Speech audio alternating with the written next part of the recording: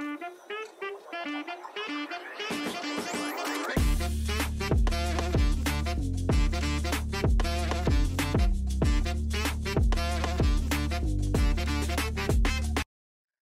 আলাইকুম, it's me your boy Kazi Kamrul and welcome back to my another video ইন্টারনো। আজকের ভিডিওটা অনেক বেশি স্পেশাল বিকজ আজকে আমি যাব গাড়ি কিনতে। আমি কানাডাতে আসছি অলমোস্ট 1.5 ইয়ার হয়ে গেছে এবং ড্রাইভার লাইসেন্স পাইছি 1 ইয়ার হয়ে গেছে, বাট আমি এখনো গাড়ি কিনি নাই। সামনে উইন্টার চলে আসছে, সো এখন আমার গাড়ি কেনাটা ম্যান্ডেটরি। লাস্ট 1 থেকে 1.5 মাস থেকে আমি মার্কেট প্লেসে গাড়ি খোঁজাখুঁজির পর মোটামুটি একটা গাড়ি আমার খুবই পছন্দ হয়েছে, দামও অনেক নেগোসিয়েশন করার পর কমপ্লিট করছি। আমি এখন যাব আমার গাড়ি ওনারশিপ ট্রান্সফার করতে, ইন্স্যুরেন্স, ওনারশিপ ট্রান্সফার এবং আমার গাড়ি দেখতে কিরকম, কোন model, everything, every single step গুলো আজকের ভিডিওতে কভার করবো। তো আজকে আমার সাথে যাবে আমার ফ্রেন্ড সাদিক। তো আমরা এখন আমাদের বাসা থেকে রওনা দিয়ে দিছি। So let's begin my journey from downtown Toronto.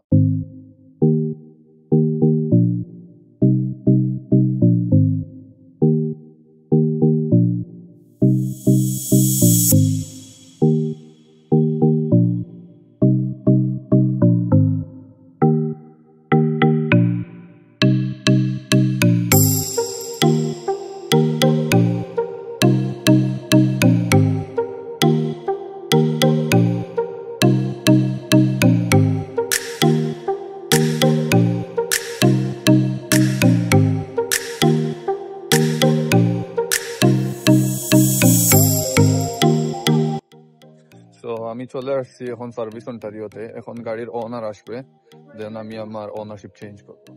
Let's see next process. So কিছুক্ষণের মধ্যে গাড়ির মেইন ওনার চলে আসে এবং যেহেতু আমি সেকেন্ড হ্যান্ড গাড়ি কিনছি তাই ওনার আমাকে ইউভিআইপি, ইউজড ভেহিকেল ইনফরমেশন প্যাকেজ এবং ওনারশিপ ট্রান্সফার পেপারে সিগনেচার দিয়ে দিবে। তারপর ইনস্ট্যান্টলি আমি ইন্স্যুরেন্স কোম্পানিকে কল দিয়ে গাড়ির জন্য ইন্স্যুরেন্স নিয়ে নিই। দেন ইন্স্যুরেন্স পেপার এবং ওনারশিপ ট্রান্সফার পেপার জমা দিয়ে সার্ভিস অন্টারিও থেকে আমি টেম্পোরারি নাম্বার প্লেট নিয়ে নিই। বিকজ যেহেতু এর আগে আমার কোনো গাড়ি অথবা গাড়ির নাম্বার প্লেট ছিল না, তাই আমাকে এখন টেম্পোরারি নাম্বার প্লেট দিবে এবং উইদাউট এনি নাম্বার প্লেট আমি গাড়ি রাস্তায় চালাতে পারবো না। তাই সার্ভিস অন্টারিও থেকে ডিরেক্ট আমি এক্স মালিকের বাসা থেকে গাড়ি পিক আপ করতে চলে যাই এবং সেখানে নাম্বার প্লেট গাড়িতে লাগিয়ে মালিকের কাছ থেকে বিদায় নিয়ে আমি মেকানিক শপে চলে যাই সেফটির জন্য। সেফটি পাস করতে আমার গাড়িতে কিছু কাজ করানো ম্যান্ডেটরি ছিল, যেমন শক অ্যাবজর্ভার, ব্রেক প্যাডস, রটর, এগুলো আমি কাজ করাইছি মেকানিক শপে গিয়ে। এবং মেইনলি মেকানিক শপটা আমাদের খুবই পরিচিত ছিল, আমার সব ফ্রেন্ড এবং ভাই ব্রাদার্সরা এখান থেকেই সব কাজগুলো করাইছে। সো আমি আমার গাড়িতে কাজ করার জন্য এডিশনালি আমি কিছু কাজ করছি, যেমন রাস্ট প্রুফিং আমি করছি বিকজ সামনে উইন্টার। সো উইন্টারে গাড়িতে অনেক রাস্ট হয়ে যাবে, আমি রাস্ট প্রুফিং করছি।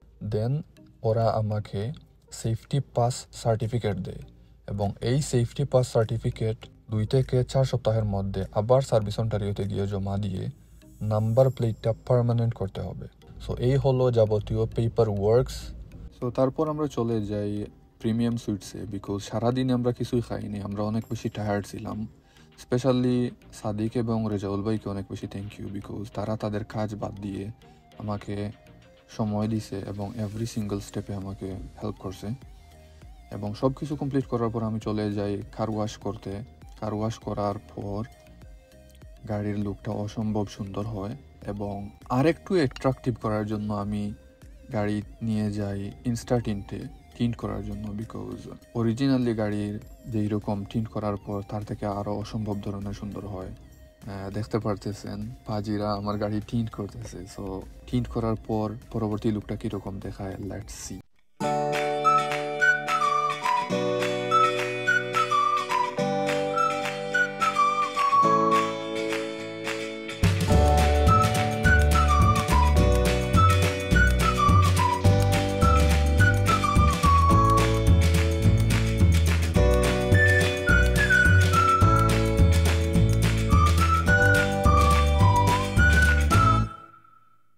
তো আমি আসছি টরন্টো বোটানিক্যাল গার্ডেন আমার বোনকে নিয়ে। তো ব্লগটা আমি কন্টিনিউ করতে পারি নাই বিকজ সাডেনলি আমার ফোন নষ্ট হয়ে গেছিল। সো দেন নেক্সট ক্লিপগুলো আমি কন্টিনিউ করতে পারি নাই। So let's see my rest of the blog because আমি আমার গাড়ি কেনার প্রসেস পর্যন্ত ভিডিও করার পর আমার ফোন নষ্ট হওয়ায় নেক্সট রেস্ট অফ দ্য প্রসেসগুলো আমি কন্টিনিউ করতে পারি নাই। আর স্পেশালি গাড়ি কেনার পর যদিও আমি পেপার ওয়ার্কস গুলো কমপ্লিট করার পরও বাট একটা জিনিস ইনকমপ্লিট রয়ে গেছে, বিকজ আমি আমার ফ্যামিলি মেম্বার, এখানে শুধুমাত্র আমার আপু আছে, ওনাকে গাড়ি চড়াই নাই, এই জন্য ব্লগটা রেজিউমি রাখছি। হয়তোবা আমি এন্ড করে দিতে পারতাম, বাট এখন ওনাকে নিয়ে গাড়ি দিয়ে আমরা আসছি আজকে ঘুরতে ফেরানো বোটানিক্যাল গার্ডেন। তো দিস ইজ দ্য প্লেস। তো জায়গাটা অনেক বেশি সুন্দর, আলহামদুলিল্লাহ। সো আমি এখন আছি টরনো বোটানিক্যাল গার্ডেন। এটি 1956-এ টরনো সিবি গার্ডেন সেন্টার নামে পরিচিত ছিল। দেন 2003 সালে টরনো বোটানিক্যাল গার্ডেন নামে পরিবর্তন করা হয়, এবং এটি প্রায় 4 একর জমির উপর অত্যন্ত সুন্দর একটি গার্ডেন, যার মধ্যে অনেক সিজনাল, স্পেশালি সামার এবং ফল সিজনে দেখতে অনেক সুন্দর। সো আমি জানি না আমি কতটুকু ভিউ সুন্দরভাবে উপস্থাপন করতে পারতেছি। লাস্ট 8-10 দিন অনেক ঝামেলার মধ্যে থাকার কারণে একটু মন মানসিকতা ফ্রেশনেস এর প্রয়োজন ছিল। এখানে আসার পর মন মানসিকতা পুরোপুরি ভালো হয়ে গেছে। তো মন ভালো হয়ে যাওয়ার মতো একটা সুন্দর প্লেস।